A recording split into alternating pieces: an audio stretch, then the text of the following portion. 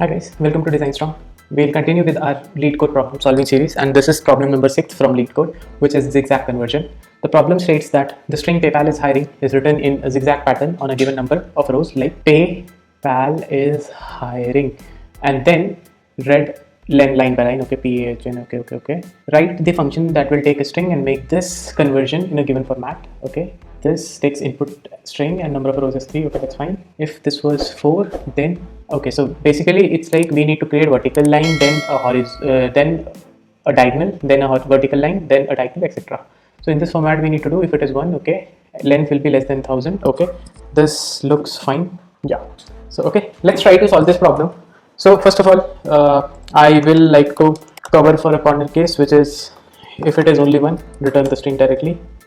Then I will have to play up with the length, so I will store the length into a parameter. Then I will have to create a block size. So why I am creating a block size? Because for creating this we need to know that like after how many characters or how many rows we need to create. So for this the block size will be simply twice of whatever was the number of rows which was provided to us minus 2, because that's how the length of diagonal is calculated. And then I will have another variable called block count, which is going to have, let's say, length that we had plus block size minus 1.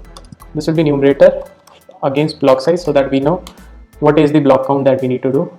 For optimization, what I will do is I'll create a buffer of string, and we can save whatever we have in a string buffer and ultimately return, just to do some memory optimization here, simple things.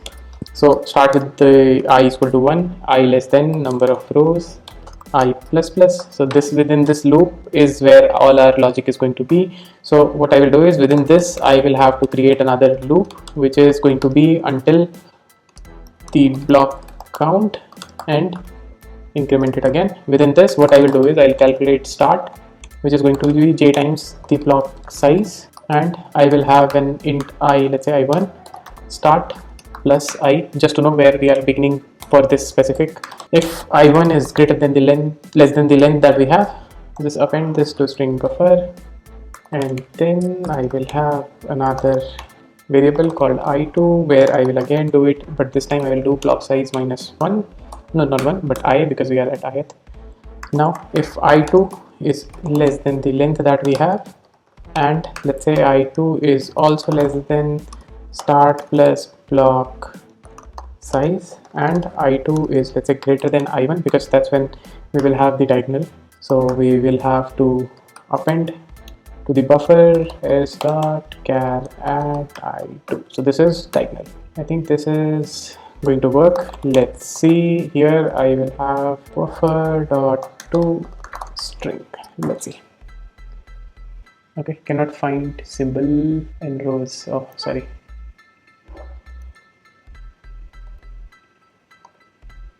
Cannot find symbol.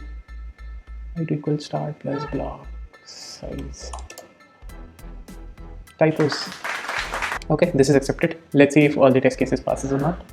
Cool. So our program is working fine, and this is definitely optimized solution that we have. So thanks for watching, guys. In case if you found it useful, do not forget to hit the subscribe button and also like the video. Thank you, and say Design Strong.